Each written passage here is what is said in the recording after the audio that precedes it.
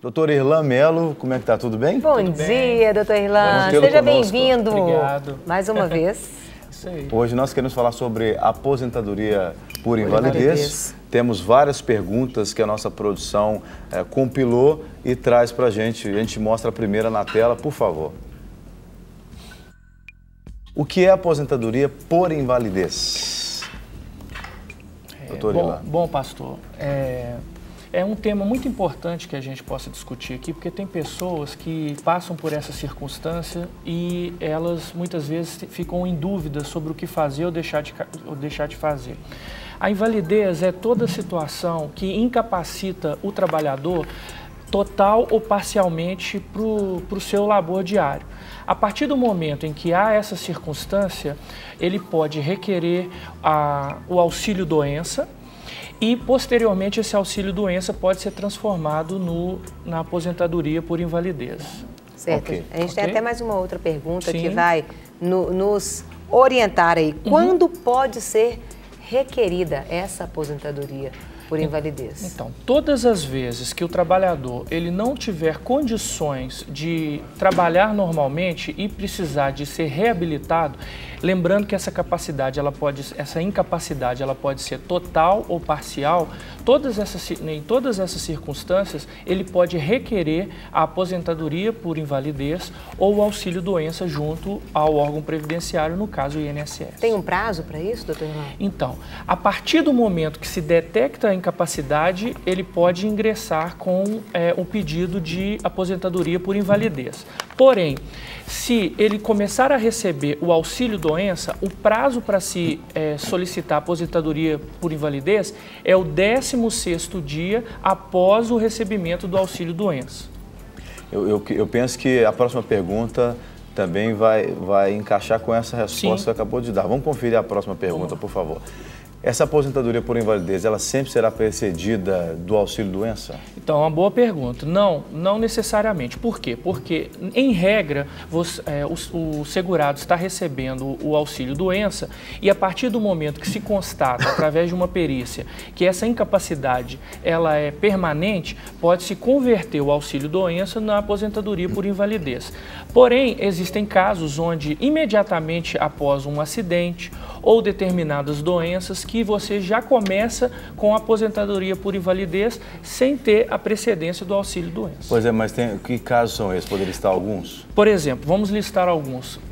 O trabalhador que foi detectado AIDS é uma situação onde já está numa situação avançada, então ele não precisa receber o auxílio-doença, ele já pode imediatamente receber a aposentadoria por invalidez.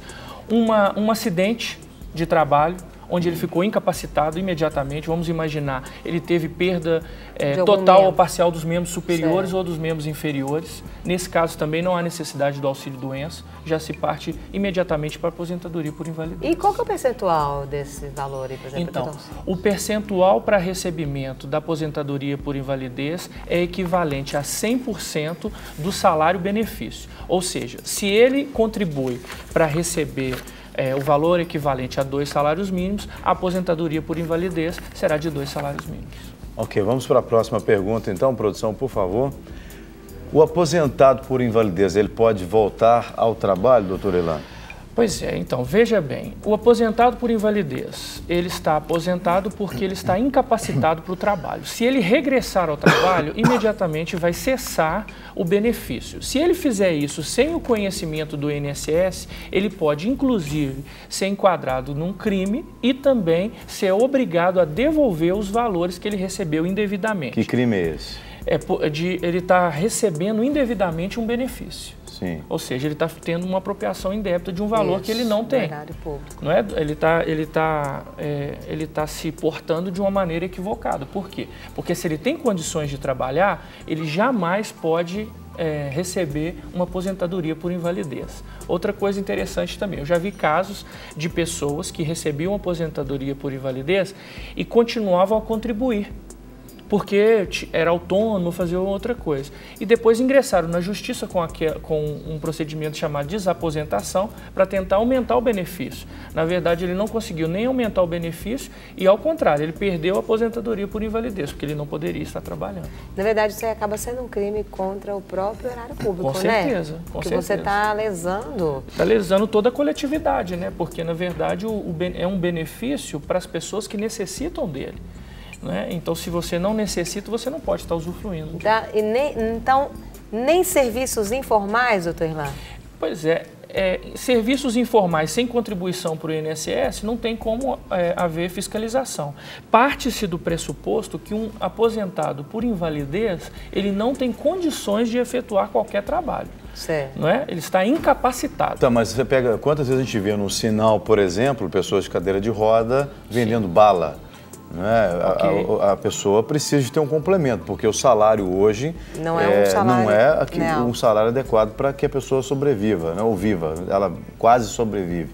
Então, você não pode, por exemplo, punir uma pessoa dessa que está vendendo bala no semáforo de cadeira de roda porque ele quer complementar a renda dele. De repente passa um fiscal do INSS lá e diz, olha, você é aposentado? Sou. Então eu vou tirar, vou te notificar porque você está aí vendendo bala. Uhum. E aí, pode, na prática, pode ou não? Primeiro, na prática isso não acontece porque dificilmente você vai ver um fiscal do INSS na rua fiscalizando esse tipo de situação. Né? Isso aí, então, a gente não vai ver. É quase improvável. Porém, qual é essa incapacidade? Quando esse beneficiário ele passou pela perícia, o que foi determinado? Foi determinado que a incapacidade dele é total ou parcial. Certo. Se foi total, ele não poderia fazer isso e corre o risco de perder a pensão. Se foi parcial, ele ainda poderia ter essa possibilidade sem o recolhimento do INSS. Tá certo. Tem mais uma outra pergunta para o senhor, doutor Irlan. Qual a carência mínima de contribuição exigida para aposentadoria por invalidez, doutor Irlan? Então, a carência mínima são 12 contribuições. Certo. Porém, existem exceções à regra. Por exemplo, quando a aposentadoria por invalidez ela resultar de um acidente típico de trabalho. Então, por exemplo, a pessoa está trabalhando há um dia e nesse um dia que ela trabalhou, ela sofreu um acidente de trabalho. Ela tem direito à aposentadoria, né? Quando também acontecer alguns casos que estão previstos em listas do Ministério da Saúde, são com doenças incapacitantes. Por exemplo, hanseníase, câncer, AIDS, Parkinson. Tem várias outras, mas essas são alguns exemplos, né? Então, por exemplo, nessas circunstâncias, antes de se completar o período de carência de 12 meses, é possível a solicitação e o deferimento da aposentadoria por invalidez. Ok, vamos para a próxima pergunta, por favor, produção. Na tela, qual o valor da renda mensal da aposentadoria por invalidez? Sim, nós já falamos isso, né? Seria 100% do valor do salário-benefício, ou seja, se ele contribui para 2 salários, ele também ele vai receber sobre 2 salários. Importante também deixar claro para o telespectador que, a partir do momento que se constata qualquer incapacidade, ele precisa se dirigir ao órgão previdenciário e hoje em dia está muito fácil, ele pode até entrar em contato pelo telefone e aí, a partir desse momento, ele pode agendar uma perícia e essa perícia, constatando de fato a sua incapacidade, ele começará a receber ou auxílio-doença ou já imediatamente a aposentadoria por invalidez. Qual que é o teto máximo desse beneficiário? É R$4.390, que é o teto máximo da Previdência Social. A gente tem mais uma pergunta, doutor Irlan, para o senhor. Quando é devido o acréscimo de 25% aos aposentados por invalidez?